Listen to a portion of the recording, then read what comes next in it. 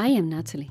In my work as a healer, therapist, and in this podcast, I consult the spirits, guides, and counselors. I have been working this way for over 13 years, and this connection has existed from the day I entered this world. In this podcast, In the Heart of Being, a spiritual journey, the spirits, guides, and counselors connect me to the layers of being, dimensions, and the library of knowledge, where we connect the spirit with the body, which I love to share with you all.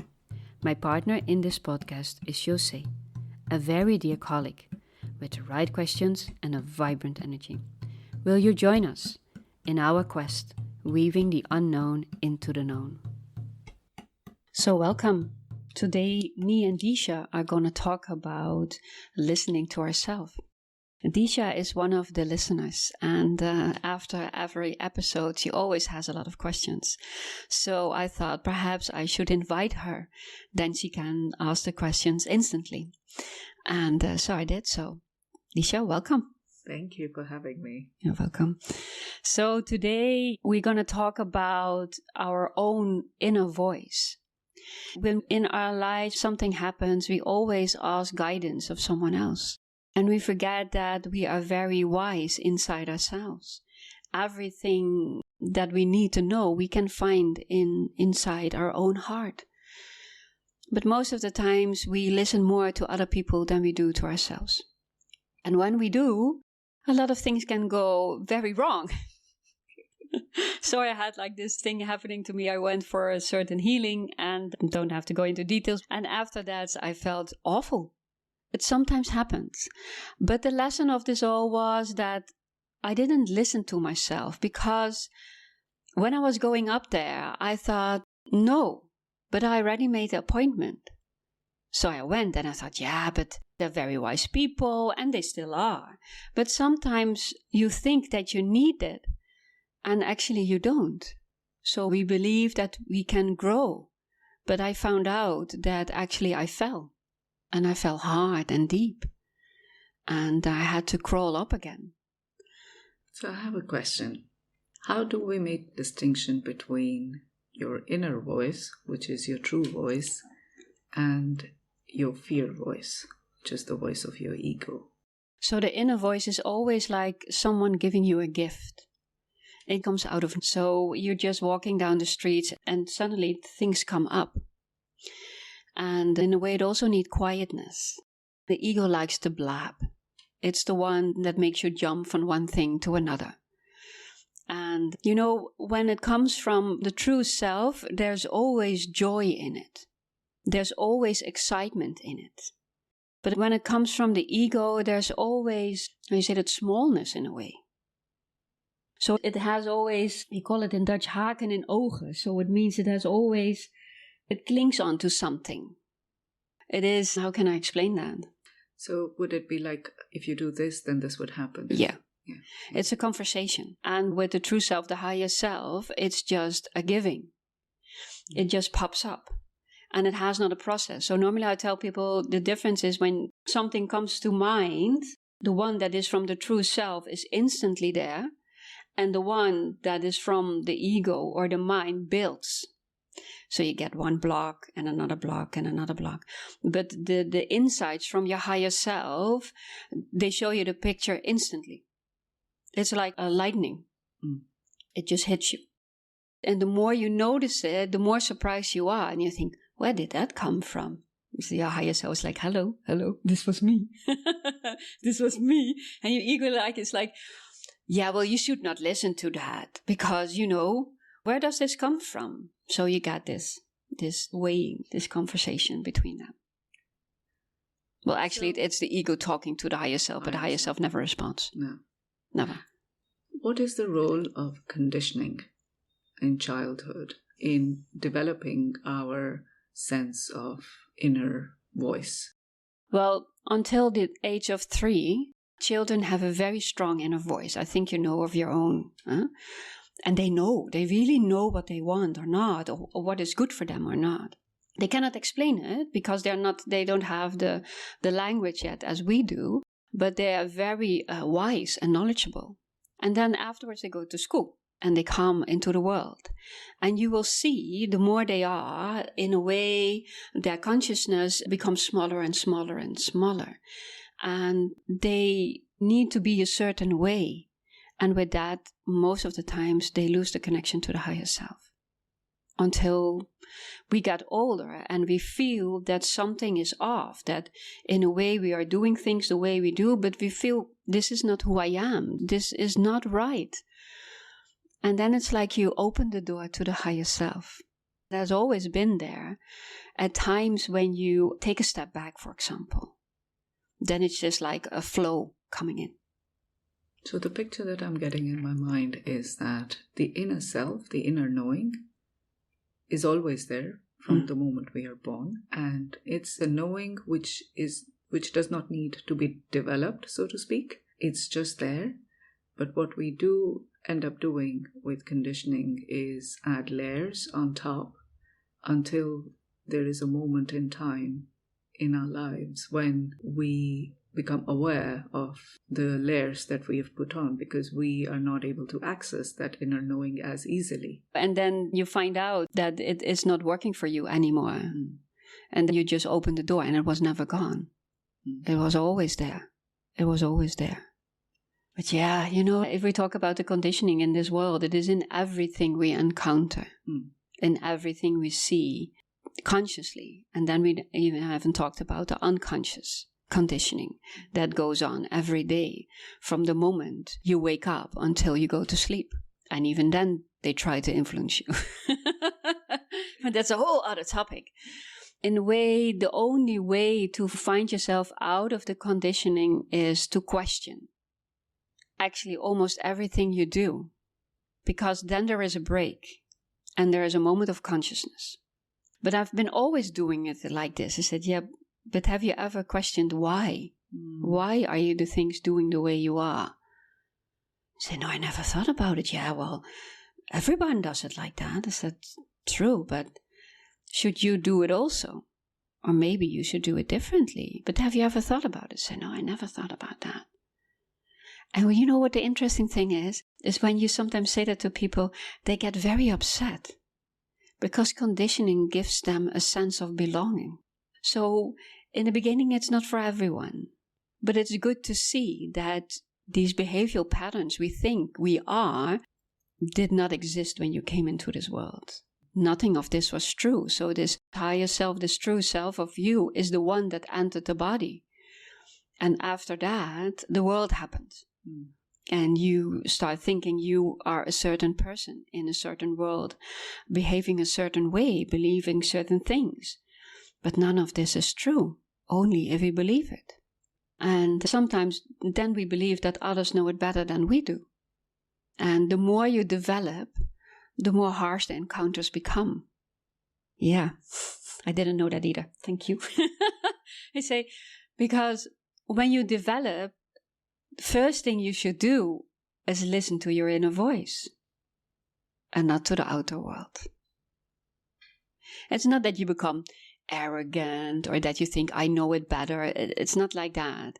It's just the connection with yourself becomes stronger, so the insights are more clear. And when they are more clear, in a way they are more right. Because your true selves know your developed self in this life. And the person you go to, some are very gifted, but still they also have their own conditioning, even if they are very gifted. And they can help you on the way, and sometimes the help is very different than we think it should be. So you go to someone because you want to be raised up in the sky, and you found yourself digging in the dirt. Huh? So in the end, it can be difficult and painful, but I always believe it puts you back on track. And sometimes in our lives, it's good to go to certain people, to learn from them, to listen to them, to develop. And then there comes a time that you take a step back and start listening to yourselves. And then when we do that, then we don't have to search for it anymore. It just comes on our path. But we are conditioned that we need to work on ourselves. We need to change the things. But everything has its moment in life. And when we allow it to be, it will change without us even knowing it. And then after a while, we look over our shoulder, most of the times the left one, and we're like, what? I don't have that anymore. It just left. And that's when you allow yourself to be your true self. It can be very different than the way other people live their lives. But when you do, you also show them that they can follow the same path. So in effect, what you're saying is that it takes courage to be yourself and to follow your path. And in the beginning, the path may not be easy. The episode before, of one of the episodes before, was the level of ease. And in the level of ease, we talked about the bumpy road. And I give the example that you see the wave coming and you're like, and you get lost in the water. Then after a while, you see the wave coming and you take your boat. And you're going to row, And then the waves become less, but they're still in our lives. I don't believe if our consciousness raises to such a high extent that it can change. But for most people, it will move. It will move. And most of them have chosen this life to have this movement, to have these experiences. But we always talk about good and bad. But in a way, it's not good and bad. It's an experience which we should allow ourselves to feel. And we always leap forward. So after this experience I had, I lost myself for quite some time. And I really missed this part of me in a way. I guess I missed the door of the higher self all the time, I tried to open it, could not find it, tried another door. It was not.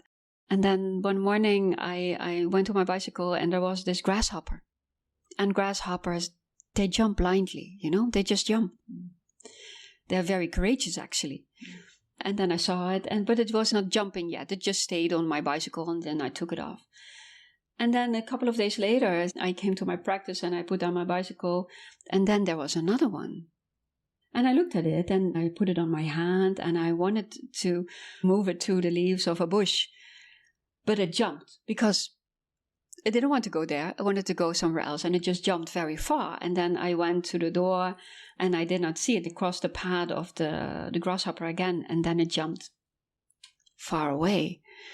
And then I knew things are about to change. So also the animals that show up in our lives show us that something is about to happen. So most people know like the butterflies, for example. And you can say like it's also the higher self tapping in, giving us signs in the world. It's not the only thing that you have the inner voice. It's a way of communicating. But most people don't listen to it, but they also give us signs on our path. This I can attest to. There was a moment in time when I started seeing 1111. And it just caught my attention one day. And then everywhere I looked and I started paying attention. And the more I paid attention, the more it started to appear. And I didn't understand why I was seeing this. I just thought it looked beautiful to see that, but I didn't understand the meaning. I can attest that things start to happen around you. Yeah, so first they give you the signs and then you feel like a shift in energy, but you cannot grasp it yet. There's something about to happen, but you cannot get hold of it in a way. And then it comes and it can be anything. Like I told you, it can be something that we label as very good or it can be something that we label as very bad. And then we are very surprised. And the thing is, sometimes we feel like we're stuck for months or for years. And we have the feeling that we never get out of it. But then like the signs come. But most of the time we do not pay attention. And then all of a sudden, everything turns around. You say, what happened? I didn't see that coming. So we believe that in a way like a grasshopper we jump, but it's not the way it goes. It's like this little seed in the earth and it waits, we put it in the earth here in Holland in October or something. We wait and we're very patient because we know it takes time. And then it becomes like March and you think like, where is it? Why is it not coming up? It's never going to come anymore. I don't understand.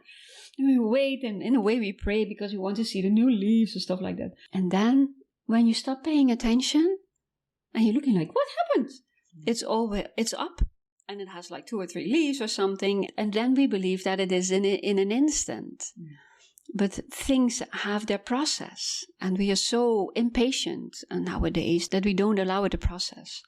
And this morning when I closed the door, I saw this really small snail. I did an ayahuasca, and I was sitting on the porch, and I saw this snail crossing at the end of the porch. And I thought, oh my God, it will take a long time to reach the other side. And then the snail looked up at me, and we had a connection. And I thought, oh, it's such a beautiful creature. And then I had my trip, and I was just looking at the trees and stuff like that. And then I looked down again, and it was all the way at the other end. And this Dutch sentence came to me. I will do it in both in Dutch and in English. It said, in de vertraging zit de beweging, which means in slowing down is the movement. Yeah. So we always rush. And when we rush, our inner voice and our higher self cannot reach us. So sometimes people come to me and they say, I'm not like you. I say, well, perhaps you're not, but you are so busy that there is no time, no way to reach you. They're like throwing at you and you just run. If it hits you, then it is a miracle. Huh? So by connecting to our inner voice, we sometimes need those times that there is no movement. At least we believe there is no movement. But a lot of things like underneath the soil is happening. Inside us, in our field of consciousness is opening up. What are the everyday practices that people can do to give them that time in the day, in their busy lives? It's almost like being on a hamster wheel. You jump from one thing to the next without taking a moment for yourself. Are there ways that people can take moment for themselves, even if it's a few minutes, but they just feel whole? Well, actually, we can do it everywhere we are, but we let ourselves be distracted. You know, every time people sit down, they engage in something, even if they don't have to, but they do. They engage in their phone, or they are looking at the other people, or whatever, but they're not with themselves. So the thing is, and for most people, it is very unpleasant to be with the self. That's also why a lot of people do it like that, because then they feel uncomfortable. They feel so naked in a way. And it's not that other people see it like that. It's the feeling you can have inside that you feel naked, because there's no fleeing into. It's just you. Do you even like yourself? Can you have these conversations with yourself? Or do you always need the outside world for your existence? So all those questions rise, and that's why most people don't even engage in it. And for most, it is when they come in nature, then nature pulls them down in a way and makes them higher. It's like the field is cleansed, and then they get their insights. The first thing would be, can I be with myself? And even if the answer is no, it's a very beautiful start, because the moment you ask, you are with yourself. So can I be with myself? And some days it's easier, and other days you cannot. And it is just to allow yourself that, and to be kind. It's wonderful. And it's true. It's the hardest thing to do. It's easy to distract yourselves on the phone or magazines or whatever. But to pay attention, to be with yourself is really hard. At least I found that the inner voice knows when I am present, and then it asks difficult questions as well. And even though I know the answer, I would need to do something different than what I'm doing now in my day-to-day life. And when the resistance comes, then do I want to do that? Because it also means changing a lot of other things. This is also the conditioning, that you're used to do it a certain way. And when you stand still, in a way, you become aware of it. And then you see the attachments you have. Most people always say, yeah, but I really want to change it. And then I think, do you? Because there will be a time that you do not know who you are. And this is part of the process, because the conditioning made you someone. which you are not. Your parents, society, your friends, the media, everything. The books you read, they also push you in a certain way. They can elevate you, but they push you in a certain way. And in the beginning, you will not know who you are.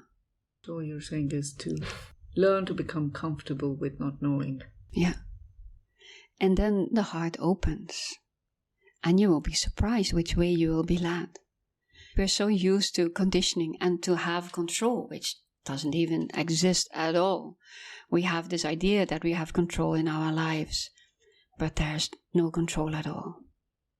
From one moment to the next, everything can fall apart. Not to scare you, but it does. And sometimes it needs to happen, because otherwise you will not move. Perhaps you can talk about reacting to things versus responding to things around us. This is survival. Reacting is survival. And that has to do with where you were brought up and the way you were brought up. If you have a secure environment, it is most of the times less. But some people come with fear in this world, and that has another background. For reacting, moving to responding, you need to be aware that you react instead, that you have a response on something when that happens. Because when you become conscious of that you can respond on something, there is a pause before you do anything. But when you are reactive, it just happens. And afterwards you can think, what happened? Why did I do it like this? Then a little bit of consciousness comes. And I always say, like, you can think of, how would I want to respond in a way on situations like this? And when you do, it becomes a possibility. Before, you only have the reactivity inside you.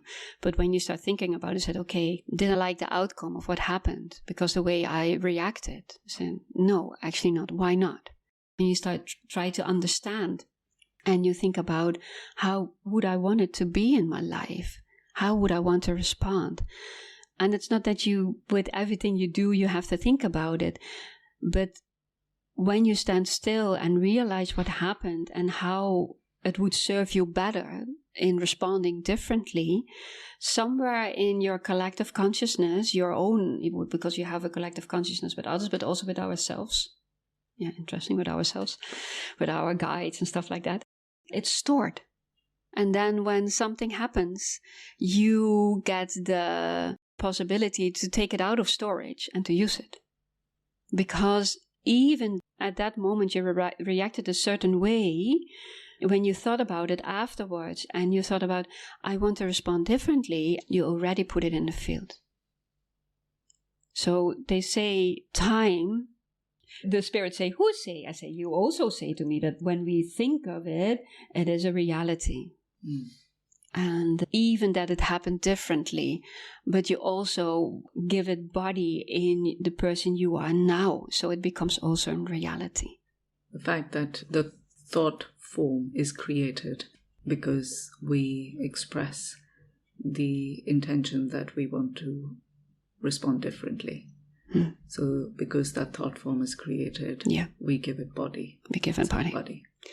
And when you get more in tune of your reactiveness, they say, when you see it more often, when you're more aware of it and you think about it a little bit more, then it becomes more dominant in a way. And then the shift comes. Then you will notice that you start responding or not. You get a choice. So that's when we embody it? Yeah. What is the role of our inner voice in that process? The inner voice is like a poke. Something happened and you were like, for example. And the other one is like, ooh, this is heavy. And then afterwards you're, well, I ride my bicycle. You're on the bicycle or in the car, I don't know where, at home. And then the inner voice says, what happened? And you think, what happened? I was kind of harsh. Why did I respond like that? So it's the one that actually pokes you. It says, maybe you should think about this. And then you do. Interesting. Yeah. And also it creates the circumstances in a way. Because our inner self always wants to evolve, always wants to grow. And even doing the same things, we never grow. We just walking around in circles, day after day, year after year, life after life, So then the inner voice is connected to the higher self. The higher self said, okay, it's time for some movement. It's time for some change. And then a lot of things can happen. This is our true guidance. I always talk about the spirits, the guides and the counselors. And they, in a way, feed our higher self. But our higher self is also something on its own, which has brought on knowledge from all our lives and all our doings in good and in bad, because we always believe that we grow from being a good person. But sometimes we also grow from being a bad person. Yeah, not that I'm saying that you should become bad, but just to see it. Yeah, because I truly believe in the good. Well, it's not the good. I truly believe in the light, actually. I believe in the light of the light. It's a book someone wrote, The Light of the Human Heart. And that I truly believe in. But the light in the human heart can evolve from good situations and bad situations. Bijvoorbeeld Sri Aurobindo. He was an Indian guru, and in his younger years he went to prison because he was doing things that we would say they are not right. Certain kind of aggression. But when he was in prison, actually his enlightenment came. And he became one of the people in this world that understood, they call it the supramental. It's like the higher consciousness. And his task became to pull it into the world, to give it a voice. So if we judge someone we meet at what they are doing in their lives right now, we pin them down because we don't know, perhaps, this person can become the most inspiring people you will ever meet in your life. We do not know. But sometimes we come into a situation or forced in a situation that allows ourselves to grow above it. It's the same with Nelson Mandela. Yeah. He said, when I would have not been in prison, I would not have been the person I am today. In one of his speeches, this is what he said. So, and they had like big lives, I call it, but we also have big lives. And even if we just do our normal routine, everywhere we go with everything we do, we touch upon ourselves and the others around us. And actually, it's a huge responsibility. It is. What Gandhi said, be the change you want to see in the world around you. Kind of get an understanding of that now a little bit, because when that inner shift happens, it starts to reflect our outer reality, the people that we meet in our environment. And it reflects because we act differently. And it brings about a different set of circumstances then. So, I find that fascinating. I was thinking in my life, like, how do I know if I can trust my inner voice, that what it asks me to do is in my highest good? With the feeling you have, that's when you know.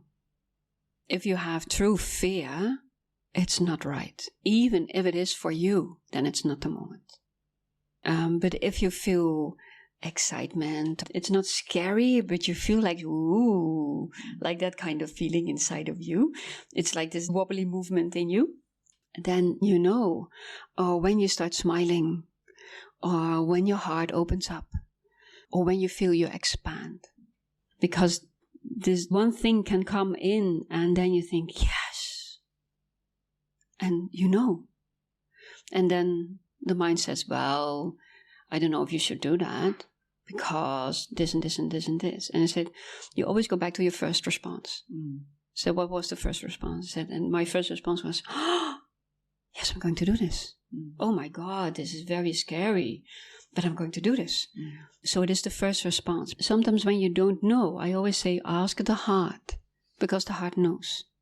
Also, if you meet a person in your life and you're standing next to this person,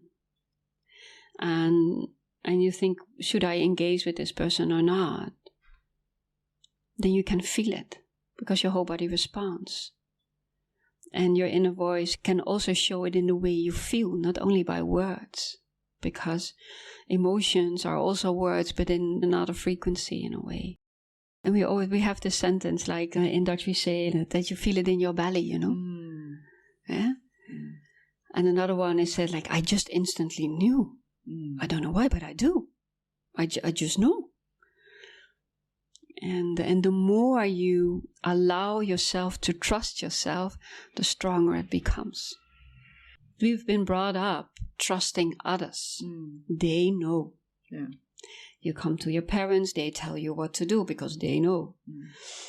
But they know something, but then they don't know everything, but they know. And then you go to school, they know. History is a very interesting thing because most things they do not know at all, but they believe they know. They know. Just a little bit. And so everywhere you go, people tell you, I know how it works. Very interesting, because our society is set up to take away our agency from a very young age. And not in a way that, okay, I'm taking your agency away, but more like, we know better than you. But that has to do with suppression. Oh, okay. Yeah, there's a whole different topic. That's a whole different thing. Yeah, that has to do with that. It has to be with, imagine who we can become if we all start listening to our inner voice. Where would we go as society? What would we be as humans? Wow. We would overcome our belittleness. We would grow beyond something we don't understand yet because we cannot see it in the world. But deep down inside, we all know. And we listen to others and allow them to tell us that they know better than we. And we also give them our power, We also do that consciously. Because, they know. They have learned from it. They still don't know any of that. They know a piece of it. And that's changing also all the time. And before I did this, what I do now, I was a researcher for 10 years or something. And I started with statistics. In the beginning, I thought, oh, this is very easy. I understand it. It's very clear. But then after years, I started to go deeper and deeper. And I thought, I don't understand anything. What do I know? And I always thought it was very funny because when I was at the top of it, I thought, I understand it all. But when you go deeper, in a way, you become more humble. And you say, show me the way it works. And sometimes it's shown to you and you don't understand because you're not there yet. And you wait. And then slowly you understand it more and more. So allowing yourself to listen to your inner voice is also the way of courage. Because that means that you have to stand up to the things around you that want you to believe a certain way, want you to behave a certain way. Even friends and family are used to who you are. Even you are used to who you are. You're also standing up against yourself. It's so worthy because so much richness comes when we allow ourselves to listen to our inner voice, to our higher selves. In a way, we start traveling without moving at all. And all this knowledge that is inside you, this deep knowing, this unconditional love we actually search for in our lives, in all the connections we make, we carry inside ourselves. But the journey is a bumpy one. For you to know if you are going on this quest. And then you say, always asking you, so yeah, but what did it give you? I say, well, so what did it give me? Peace, inner peace. And it's not that I'm always there. Sometimes I get lost because I don't listen to myself. Or the spirit say, yeah, or we tell you, but you do it anyway. So, this is true. And I can be very stubborn. But they will never say to me like, we told you so. So it's always like, okay, you wanted to experience it. So they allow me to experience, even if I have to dive very deep. But they're always there to, and the higher self also to, in a way, to pick me up. Then things come to me, a book, or I need to go to a very good friend, or just to be with myself, or whatever, they just show me. It's not that they leave me at the bottom of the pit forever. And I believe it with everyone is the same. But our gaze is outside us, in the outside world, and we're not facing ourselves. So the other day, the episode about the mirror is the one that you start facing yourself and seeing who you are in the good and in the bad, in what you did, in this whole life, and say, I see you, I acknowledge you, and I love you for who you are. And from that, things will change. Because when, in a way, you accept yourself, you embrace yourself with everything there is, and with that, our shadows can come to the surface and leave us. What's the role of trust in this process? Trust is one of the most important things, like hope. Hope is the beginning, and from that, trust will develop. When there is no trust in life, you're like this ball, like this ping pong ball, like we used to play as kids. Like, it goes to all the lamps and the lights, and woo. You're like that when there is no trust. But how would you develop trust? To surrender. To look at yourself and say, okay, this is who I am right now. With all the conditioning, with all the beliefs, with everything there is, everything I did, and everything I will be doing in the future. But within all of that, there's a core, they say. And the core is the one that has the experience. Not Disha and not Natalie. The core is the one that has the experience. Next time, me and Disha will talk about the ego. How it comes to existence, its purpose, and its rise and its fall, and how we can make use of it in our lives. But more about that in our next episode. If you have any questions, you can leave them in the Q&A section on Spotify or your own favorite podcast app. And then we will dedicate one or more episodes to the questions and the answers. In the meantime, you can connect with us on natalienevely.nl and on Instagram, In the Heart of Being. Thank you for listening. See you next time.